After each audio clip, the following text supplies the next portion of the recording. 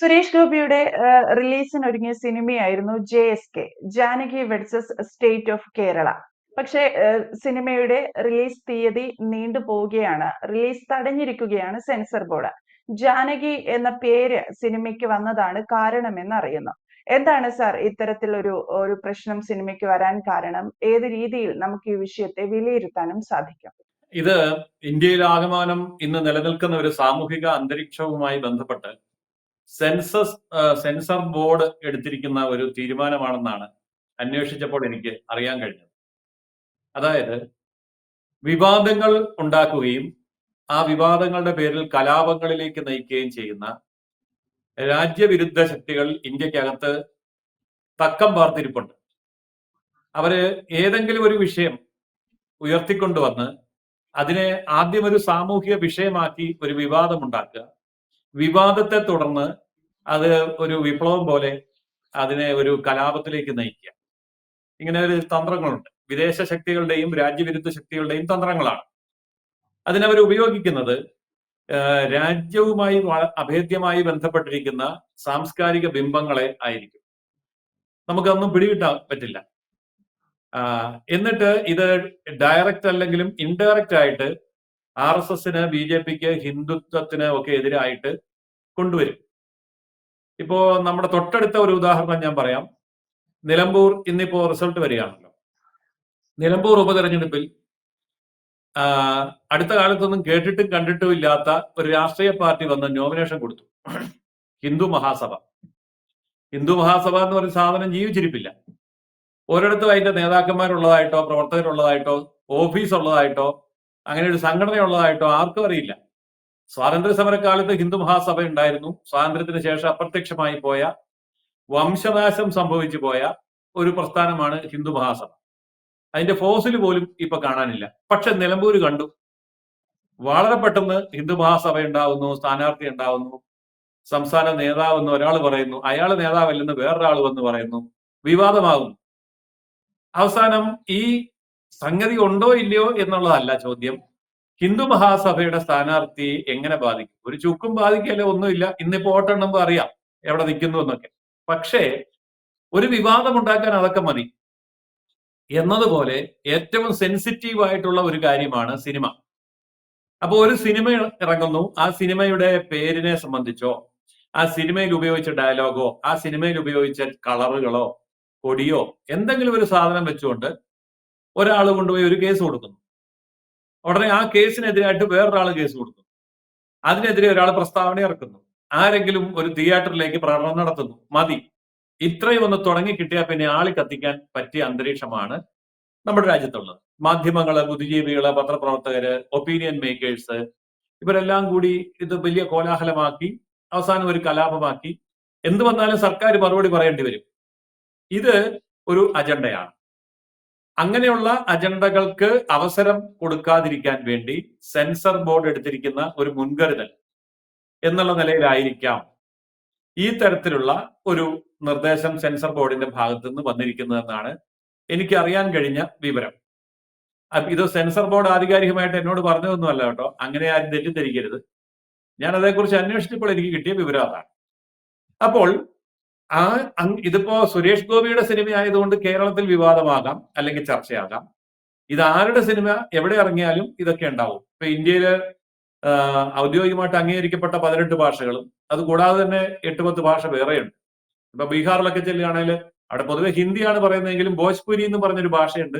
Bhojpuri cinema തന്നെ വേറെയുണ്ട്. അപ്പൊ സംസ്കൃതം ആരും സംസാരിക്കുന്നില്ലെങ്കിൽ സംസ്കൃതത്തിലെ സിനിമയുണ്ട്. കൊങ്ങിണി ഭാഷ, അതിന് ലിപി ഇല്ല എങ്കിൽ പോലും അവിടെ സിനിമയുണ്ട്. എന്നൊക്കെ പറഞ്ഞ പോലെ 10-22 ഭാഷകളിൽ ആയിരക്കണക്കിന് സിനിമകൾ ഇറങ്ങുന്നിടത്ത് ഇതൊക്കെ ഒരു വിവാദമുണ്ടാക്കി സമൂഹത്തിൽ പ്രശ്നങ്ങളിലേക്ക് നയിക്കുക എന്നുള്ള അജണ്ട ഇതിന്റെ പുറകിൽ ആരെങ്കിലും സെറ്റ് ചെയ്തിട്ടുണ്ടെങ്കിൽ അതുണ്ടാക്കുന്ന ഡാമേജ് രാജ്യത്തിനാണ്, അല്ലെങ്കിൽ അത് ഇവിടുത്തെ സൗഹാർദ്ദത്തെ തകർക്കുന്ന രീതിയിലേക്കൊക്കെ കൊണ്ടുവരാം. കാരണം മീഡിയ എന്ന് പറയുന്ന സർവശക്തമായിട്ടുള്ള ഒരു സംവിധാനത്തെ എങ്ങനെ വേണമെങ്കിലും ആർക്ക് വേണമെങ്കിലും ഉപയോഗിക്കാവുന്ന AI പോലെയുള്ള സംവിധാനങ്ങളൊക്കെ അരങ്ങുവാഴുന്ന ഈ കാലഘട്ടത്തില് പ്രധാനമന്ത്രിയുടെയും ധനകാര്യമന്ത്രിയുടെയും അമിത്ഷായുടെയും അദാനിയുടെയും അംബാനിയുടെയും മരിച്ചുപോയ രത്തൻ ടാറ്റയുടെയും പേരിൽ വരെ വീഡിയോകൾ ഇറങ്ങി തട്ടിപ്പ് നടത്തുന്ന ഒരു സാഹചര്യം നമുക്കിപ്പോൾ അറിയാമല്ലോ. അതിനെക്കുറിച്ചൊക്കെ പ്രധാനമന്ത്രി മുന്നറിയിപ്പ് കൊടുത്താൽ പോലും കാര്യങ്ങൾ നിർബാധം നടക്കാണ്. അപ്പൊ ഒരാൾ എന്നോട് ചോദിച്ചു, എന്നാ സർക്കാർ ഇതൊക്കെ നിരോധിച്ചുകൂടെ? ഇത് ഇന്ത്യയിൽ നടക്കുന്ന കാര്യമല്ല. ഇതിന്റെ എല്ലാം തിരി കൊളുത്തുന്ന വിദേശത്തിരുന്നുകൊണ്ടാണ്.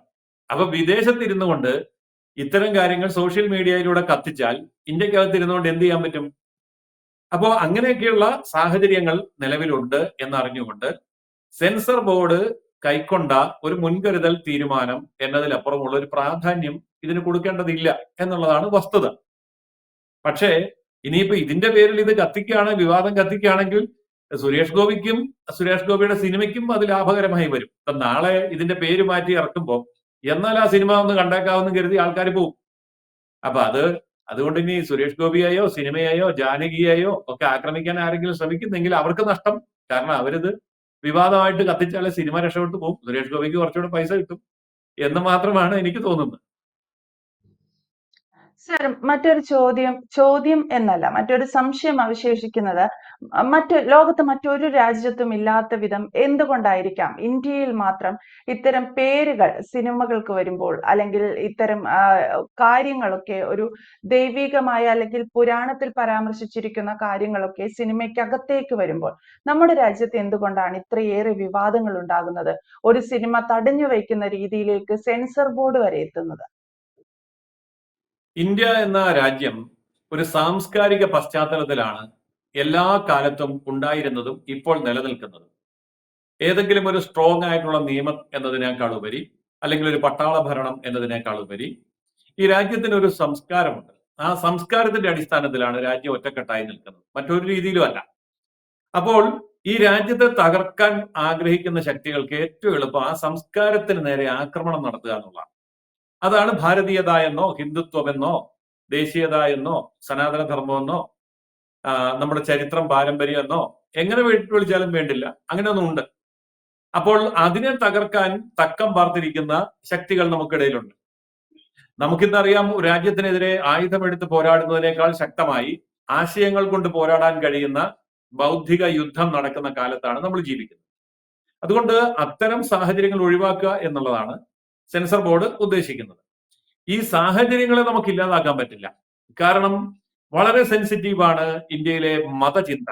അത് ഹിന്ദു ആണെന്ന് മാത്രമല്ല, ഹിന്ദു ആണെങ്കിലും മുസ്ലിം ആണെങ്കിലും ക്രിസ്ത്യൻ ആണെങ്കിലും ഇനി ഏത് മതമാണെങ്കിലും മതമില്ലാത്തവരാണെങ്കിലും ഇവിടെ അത്തരം ചിന്തകൾക്ക് വളരെയേറെ സ്വാധീനം ചെലുത്താൻ പറ്റുന്ന ഒരു സാംസ്കാരിക അന്തരീക്ഷമുണ്ട്. അതാണ് ഭാരതത്തിന്റെ സാംസ്കാരിക അടിത്തറ. ഈ സാംസ്കാരിക അടിത്തറയും സാമൂഹിക അടിത്തറയുമായിട്ട് ബന്ധപ്പെട്ട് നിൽക്കുന്നു, രണ്ടും ഒന്ന് തന്നെയാണ്.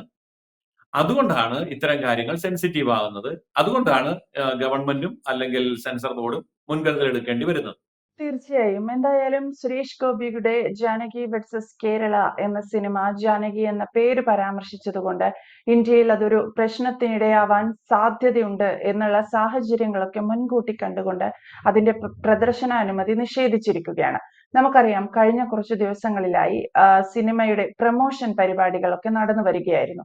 അതിനിടെയാണ് സിനിമയുടെ റിലീസ് തീയതി തടഞ്ഞു വെച്ചുകൊണ്ട് സെൻസർ ബോർഡിന്റെ ഒരു ഉത്തരവ് ഇറങ്ങിയിരിക്കുന്നത്.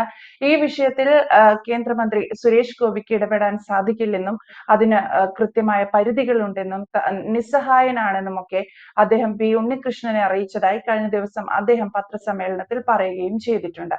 അത്തരത്തിലുള്ള റിപ്പോർട്ടുകളാണ് പുറത്തു വരുന്നത്. എന്തായാലും സെൻസർ ബോർഡിന്റെ ഈ നടപടിയെ ചിലർ അപലപനീയം എന്ന് പറയുന്നു. മറ്റു ചിലർ ഇതാണ് ഏറ്റവും വ്യക്തമായ അല്ലെങ്കിൽ ഏറ്റവും ഔദ്യോഗികമായ അല്ലെങ്കിൽ സാഹചര്യത്തിനനുസരിച്ചുള്ള നടപടി എന്ന രീതിയിലും പറയുന്നുണ്ട്. ജയസൂര്യൻ സാർ സൂചിപ്പിച്ചതുപോലെ ഈ സിനിമ റിലീസ് ആയതിനു ശേഷം ഒരു പ്രശ്നമുണ്ടായേക്കാം എന്നതുകൂടി മുൻകൂട്ടി കണ്ടുകൊണ്ടാവണം സെൻസർ ബോർഡിന്റെ നടപടി എന്ന് വേണം കരുതാൻ. വ്യക്തമാണ്. Thank you sir. കൂടുതൽ വാർത്തകളും വിശേഷങ്ങളും നിങ്ങളിലേക്ക് എത്താൻ ABC മലയാളം സബ്സ്ക്രൈബ് ചെയ്യുക, ബെൽ ബട്ടണും അമർത്തുക.